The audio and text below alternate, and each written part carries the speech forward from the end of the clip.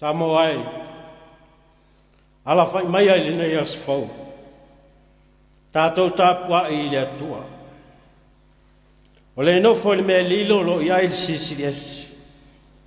O le ona le malosi umalawa. O te whape atu le li i lo atua o lo malu ia o lo olo. O lo atua o te whātua atua ia te ia. Se o tātou talo mo le anganga pa ia. Le atua mama nae, le atua o Samoa, e ifo moto tuli i la o fio. Pe tai le atua e langona le mativa fa le anganga i la o fio. E awai ona mātou talo i la o fio. Talo i lo anganga pa ia fio maia. Fio maia e tau tolo e inau mātou tangata whātau wa, male vai vai. Fai ai le nei tāpua inga i le anganga ma le whamanta. Mātou talo le ala sua pele o Jesu Kiriso. Amen. O le vi inga o le atua, tātou te pese ai.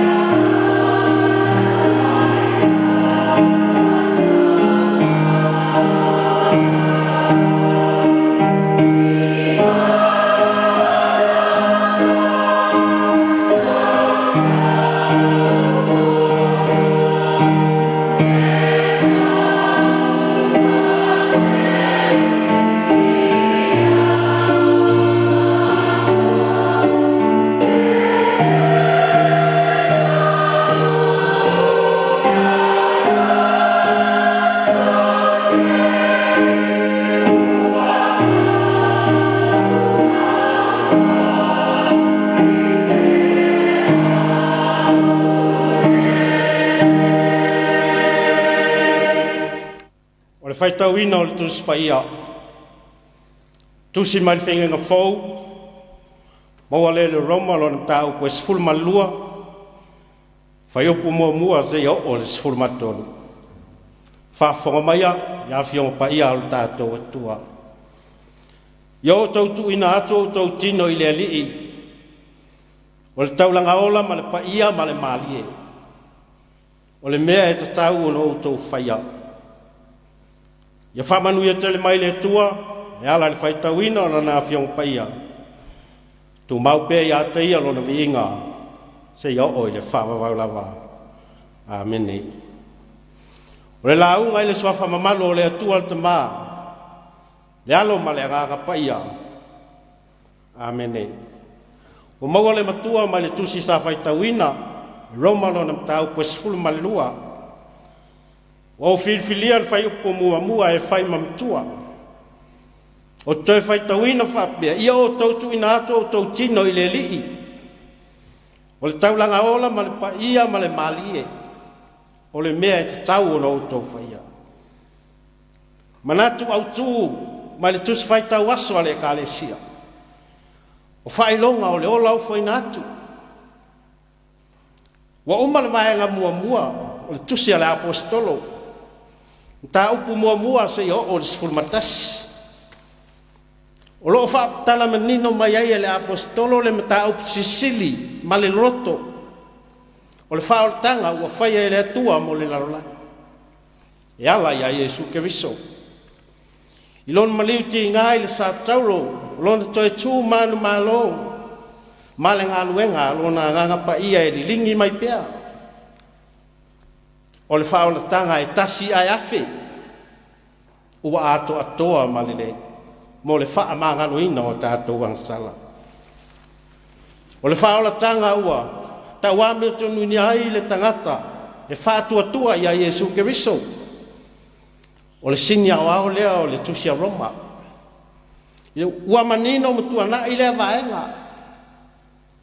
Lea ua o mai le vaenga lona lua, o le tusi amata o le mtau po sifuru malua sa whaitauina. O walauina ai tangata uma o Roma so se tasi. Ua talia le nei whaolatanga ua whaia. Nei atu ina atu o tātou wola ato atoa. E tali whaafitai atu i le nei alofa sisili. Ua whaia mo i tātou. Ma ua whao ngā ale apostolo le ngana whaatusa. Ua ia whai mai ia avea o tātou tangata o taulanga ola. E osi ai taulanga o le whaafitai i le atua. Ia vea i tātou e whai ma whailonga o le ola o fo ina atu. O taulanga whaafitai le whengenga tuai. E osi i manu, e iai mā moe povi ma oti. E au fia ai le whalawa e le whaafeteina. O la manu e tausi, ma whawhanga le lei. E ave ese nisi manu, whaapitoa e whaasao ma whaapelepele. Ia ua fo ina iai se ila, po se manu ai le tino. E wha polo e whai ma mea pa ia. E ave mo le atua malana ngā luenga. E ui lea. Fato a ave ese le taulanga pe a whai, ua whasia. E ave ese le ola e wha asasina le toto mo wha amule ngao. Ma le a ano i a aluatu i luma. O mea manongi le lei mo le atua. O le ata wha atusa le na o le manato o Paulo. I lona whai mai e tu watu o tātou wola mo le atua malana taulanga. Ai le o tino ua whasia. A o taulanga soifua o lo ola pea. O tangata ua oti le angasala. Ua whasia le tangata tuai. A ua whaafauina e ala i le whaatuatua ia Jesu Keriso. O le tino le mawhauwhau ma le anganga. O le amio ngā lue, o le ola tāpuai, ma le wafso o tai maisi. So se mea tātou te whaia e pa ia, e longo maalia i le sila ma le whaafonga ale atua. O taulanga ia e pa ia ma le maalia i ate ia. Whapefe ona vei tātou matino mā nganga e whai mataulanga pa ia ma le malie. E le mwhai. Tātou umalawa o tangata anga sala. E vai ma usange tātou te le mawhaia. O le aso tātou poto ma le mai a. A o le maliu Yesu. Ua malie li finga ngalo o lona tamanga. Ua whapa ia ina. Ma ua tau amito ni ina i tātou i luma o le atua. Ua avea le toto pa ia o le atua. Le alo e sausau ina ai i tātou. Tātou te anga waa ma talawhea ngai ai. E o atu i luma o le atua. Le tama ua whai mataulanga ola. Whapefe ona whaatino. Le avea mataulanga ola e pa ia mamalia i le atua. O le soifua ma le ola e masani aso taitasi. Ina ua whaatino le vāwhea ngai ma le isi tangata. Ina ua tauwhia au sauwanga matangai te tono lou lava ainga. Malou no. Ina ua whai le ame o tonu le loto maulalo ma le alofa. E tu whainga pio whaasoli tū la whono. Ai lafi le ola wha moe le leo upu matala. Ai whe alo wha i le tautua a inga. Tautua le malo. Tautua i le lotu. E whai upu i se isi. Ai solo mua le whai keini. Le inu pia ma le ulolo maluana. Whai a mio matanga. Ina ua wha tene ina le whai tau, whai tatala i le Facebook. Ai le wha maalosi e whai tau le tuspa ia ma le talo. Mai si a mionga, tātou whai a iaso whai so. Ia whasi o tia ma sunuina. Samo ai, le atunu pele, ai maise le au whātua tua le e whakasa. Wa tātou iai le vai tau o le fio mai o le pepe o le Christmas. E whamamalu le fio mai o le tua le laulangi e ala ia Yesu Keriso. O le pepe na whanau mai le whaleo manu i Betelema. O le tamana te tui momomo le uro le ngata. O le Mesia na walo ia. E tupunga mai a tā vita. Nā te whaato i laloina whai ngā malo. E tō fia whai ngā malo e pule i malo le laulangi. A olona malo e whaavavau lava lea. Le malo le na e walau ina ai tātou e whai masiti seni ala i le kalesia. Yo atu ai o tau soifua o taulanga ola e pa ia mamalie. Mo lona vi inga mo lona suafa. O whailonga o le ola o whaina atu. Wa avea lava o le la au mawhala. Le atau le sa tau lo e whai ma whailonga. Au pita sili o na lau iloa ma tau taua. E sili o na manino ma malama lama. E malama lama ma pa ia e whai ma whailonga wa aia. So i fua ofo ina mai. O lo tātou wali whaola o Yesu. Na maliu ma whaalawa au ai. A o manua nua. O lona tino i le sasa ma le tā. O lona au i le pale tui tui. O na au na tutui i whao. Mo lona i tū na sunu i le tau. Whailonga, o lo tau ave pea, lona tino, to e tū manu malo. O whailonga o le ola ofo ina. Wa avea fo i le ata o le whalaua ma le ipu i lunga o le lao aia le li. E whai ma whailonga wa aia. Ma whamanatu o lona mafuta mai pea whaatasi mai tātou. A o tātou au mau ma mori mau. Ma au auna ma whātua tua i ata i e ala i tofi ma tiote. Ua wala au ina ai. Ia manui al pisimasi ma le tau sang fau. Ma ia i le atua le vi inga. Whaavavau lava. Amene. Tātou whaasanga atu loa mo tātou tālusanga. Talo le whaaftai. Talo le whātoi senga. Manisi o tātou mana o i le atua. Te o tātou tālo. Le atua tol tas pai ai. Le ulvi inga ma le whaane tanga o malawa. Wa vim wha manu watu lo watu nu u malau whanau le nei tu la. Ona o lo walofo wa tausi ai mātou. Whaftai lau ta inga o le whainga malanga lo watu nu u. Wa toi o seanga o na mātou tau nu u le whai unga o le tausanga. Malo pule lau tausinga. Wa unoa ni mala ma ni pua ngai afe. A ua sautua lasi, au whaamanu yanga mo i mātou uma.